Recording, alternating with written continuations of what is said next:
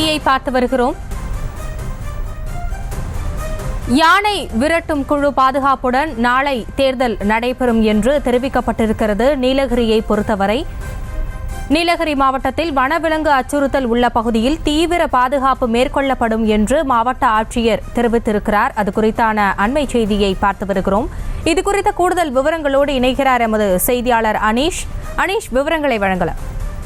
அஸ்வினி வணக்கம். நாளை நாடாளுமன்ற தேர்தலை முன்னிட்டு வாக்குப்பதிவு நடைபெற உள்ள யானைகள் நடமாட்டம் அதிகம் உள்ள பகுதிகளில் போலீசாருடன் இணைந்து வனத்துறையினர் யானை விரட்டும் குழுவினருடன் பாதுகாப்பு பணியில் ஈடுபட போவதாக மாவட்ட ஆட்சியர் அருணா அவர்கள் இன்று தகவல் தெரிவித்துள்ளார். நீலகிரி மாவட்டத்தில் உள்ள 3 சட்டமன்ற தொகுதிகளுக்கு 689 வாக்குச்சாவடி மையங்கள் உள்ளன.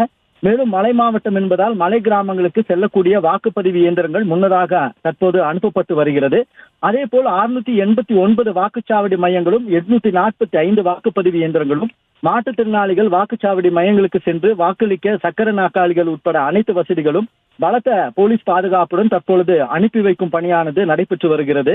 இதை ஆய்வு மேற்கொள்ள வந்த மாவட்ட ஆட்சியர் அருணா அவர்கள் தொடர்ந்து செய்தியாளர்களிடம் தெரிவிக்கையில், யானைகள் நடமாட்டம் அதிகம் உள்ள பகுதிகளில் குறிப்பாக எருமாடு, ஓவேலி, சேரம்பாடி உள்ளிட்ட பகுதிகளில் போலீசாருடன் இணைந்து வனத்துறையினர் யானை விரட்டும் குழுவினர் பாதுகாப்பு பணியில் ஈடுபடுவார்கள் எனவும், நீலகிரி மாவட்டத்தில் 176 பதற்றமான சோதனை சாவடிகள் கண்டறியப்பட்டுள்ளதாகவும், மேலும் அங்க பலத்த காவல்துறை பாதுகாப்பு ஏற்பாடு செய்யப்பட்டுள்ளதாக தெரிவித்துள்ளார். ஹாஷினி,